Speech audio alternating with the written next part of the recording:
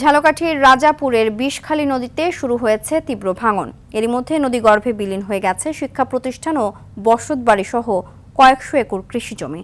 ঝুঁকিতে আছে রাস্তাঘাট, বিদ্যালয়, বাড়িঘর সহ শত শত স্থাপনা। দ্রুত স্থায়ী বাঁধ নির্মাণের দাবি স্থানীয়দের। ঝালকাঠির রাজাপুর সংবাদদাতার পাঠানো তথ্যচিত্রে বিস্তারিত জানাচ্ছেন সাকিব আল হাসান। UV protection যুক্ত Tibet luxury talcum powder, the next generation fragrance। পৈতৃক ভিটেসহ বসতঘর হারিয়েছেন অনেকে ৩ থেকে ৪ বার। স্বপ্ন নিয়ে বাঁধা ঘর আবারও চোখের সামনে বিলীন হয়ে গেছে নদীগর্ভে।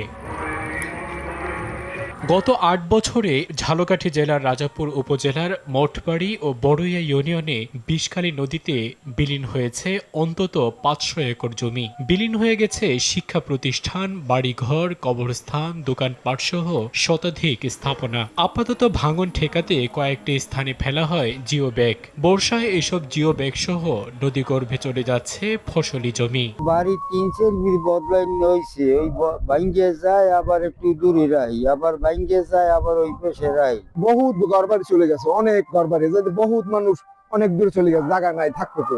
15 কাঠা নিয়ে চলে গেছে। কি সুন্দর বাগান, সুপারি বাগান, তারপরে আপনার নারকেল বাগান চলে গেছে। একটা মসজিদ কিনারা এসে গেছে।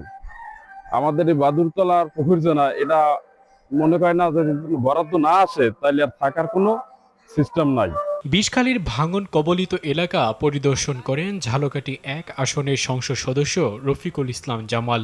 দেন স্থায়ী বাঁধ নির্মাণের আশ্বাস। আপনাদের একটি সুসংবাদ দিচ্ছি যে এই অঞ্চলে আগামী ৭ থেকে ১০ দিনের মধ্যেই নদী ভাঙ্গনের যে রোধ প্রকল্পে কিছু কার্যক্রম আপনাদের চোখে দেখবেন এবং কিছু কার্যক্রম শুরু হবে। একটি টেকসই বন্যা নিয়ন্ত্রণ বাঁধ নির্মাণের প্রকল্প গ্রহণ করা হয়েছে বলে জানান পানি উন্নয়ন বোর্ডের এই কর্মকর্তা।